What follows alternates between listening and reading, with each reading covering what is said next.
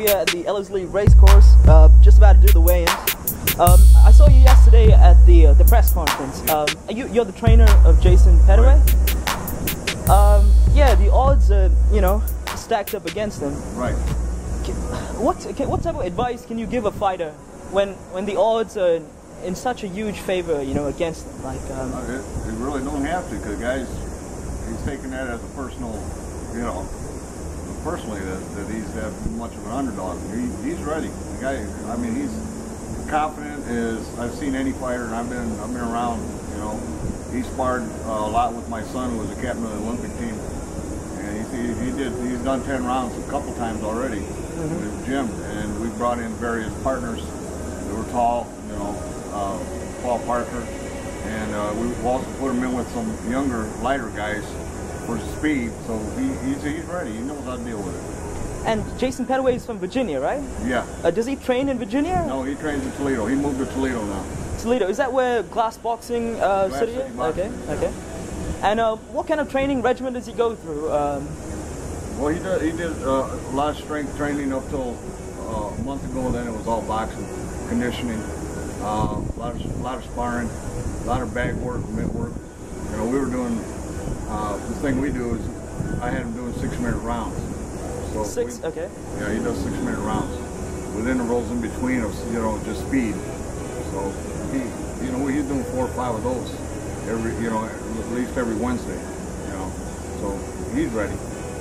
So, you know, I guess there's, you know, since there's a lot of hype around Joseph Parker, I guess there's pressure on him to go for the KO, to go for the knockout. Oh, I know. Can you use that to your advantage in some? You know, we expect him to come out.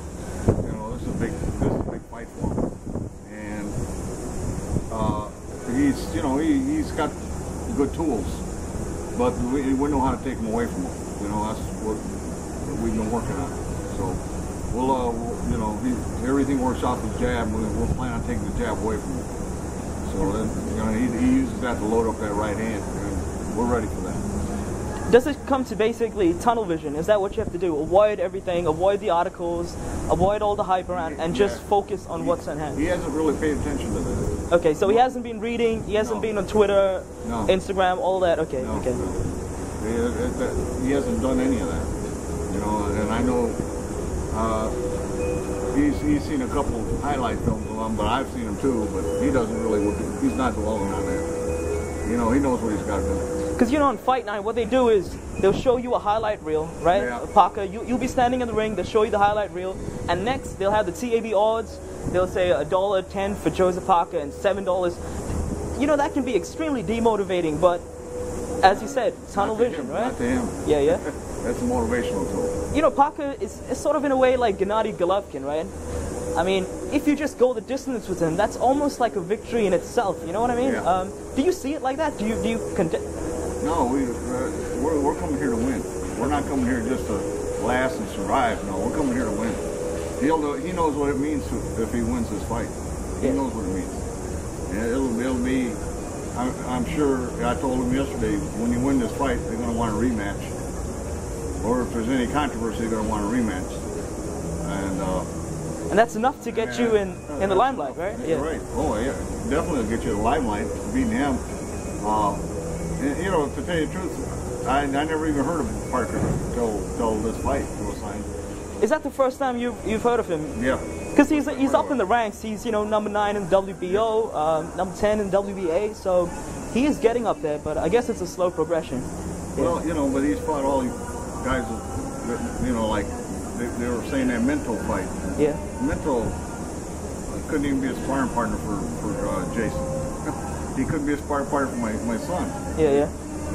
He used to beat up on him, but you know, and Mental also told me when he texted him when he got here that they keep showing that fight, but what they didn't know is that Mental had a broken nose in that fight. Yeah. So, you know, that's nothing to gauge off of to me. And you know, him being a true fighter just said, let's do it, right? Let's do it. Well, he needed the money. Yeah. You know. And he said, yeah. He said in the post-fight, he's like, I didn't want to get hurt, you know. It's like he had kids, and he, you know. Yeah. So there's no journeyman mentality in this fight. No. You come to win. You come to win. I see. 17-1 is not journeyman. Yeah, 18 fights. Lost to Abdul Sinaman. But anyway, wish you all the best. Sorry, what was your name? I didn't catch Vargas. it. Ramon Vargas. And your son's name is? Devin. Devin Vargas. Yep. Not Jesse Vargas, right? Devin. That's all right. All right. Thank you. All right. You're welcome. Appreciate it.